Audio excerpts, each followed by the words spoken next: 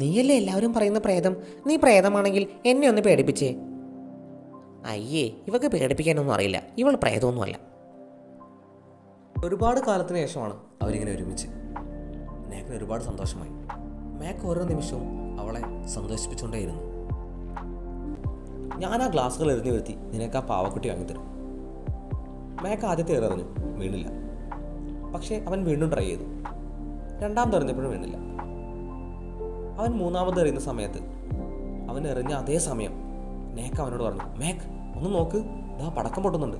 മാക്ക് അങ്ങോട്ട് തിരിഞ്ഞ നേരം അവൾ അവളുടെ യഥാർത്ഥ രൂപം പുറത്തു കാണിച്ചു. അവളുടെ കൈ നീണ്ടുപോയി ആ ഗ്ലാസ്സുകളെല്ലാം തട്ടിയിട്ടു.